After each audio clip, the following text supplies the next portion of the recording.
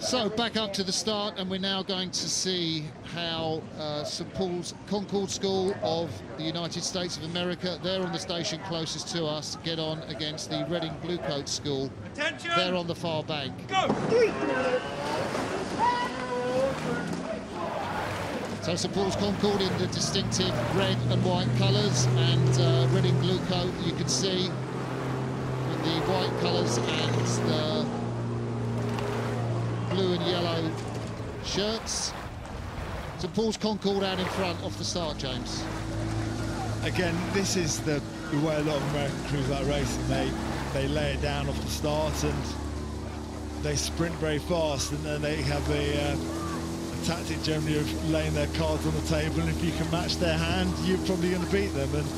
And this works very well at Henley, because as you can see now, the Reading Bluecoat stroke man, his peripheral vision, there's no crew in there, so he's already feeling under a lot of pressure, and they've gone out to near length, so almost the entire Reading Bluecoat school can't see any of their opposition out of their corner of their eye, and all they can see is the puddles, so they know they're in for a battle. Unlike a 6-lane race, if you could be second and there'll be 3 or 4 crews behind you. Here, second is last, and you've got to combat not only the crew ahead of you, but the brain between your ears telling you that you're losing.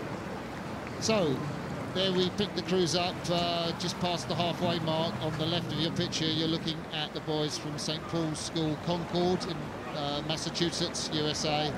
And on the right of your picture, the relatively local lads just upriver, the boys from the Reading Bluecoat School, coached by Rob Ebbinson.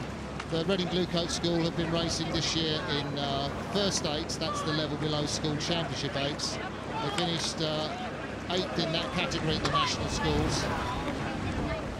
And as we watch the American, James, it's just great here. I think the American strokeman, Gustav Hirschfeld, has said, you know, my mum and dad won't be able to come to the regatta, but of course they can watch the races live on YouTube from the States and cheer their boy on. We're looking at the bowman, Oliver Van Everen, but as we go down the boat, we'll see there's the strokeman, Gustav Hirschfeld. Mum and dad watching on YouTube this race. Hi to mum and dad, you'll be absolutely chuffed. Your boy is making a great account of himself and his crew, and really showing Reading Bluecoat the way home.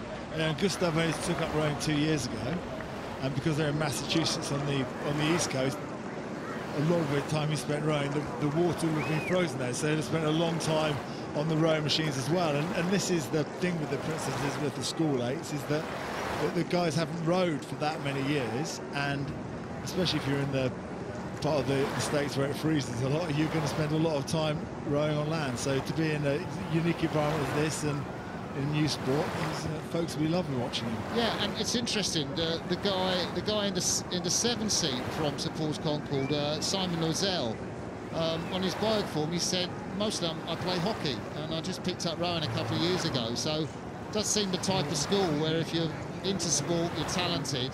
I know you guys played hockey at Kingston Grammar, your school. I think he means a different kind of hockey. Ice hockey. Yeah, where you get to smash into people, and looking at the size of his shoulders, I imagine he was fairly handy at that. So the aggressive approach that he took into hockey was certainly showing out the blocks a few minutes ago on the start.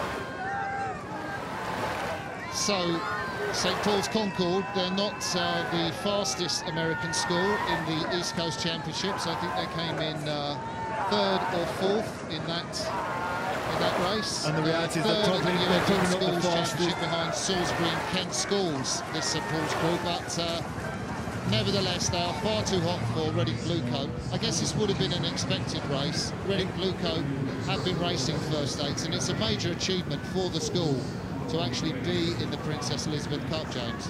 It is, and especially as Reading is only 10 miles away from Henley, so they'll have big support on the sides. But it's always difficult to come up against an American crew who you don't know anything about.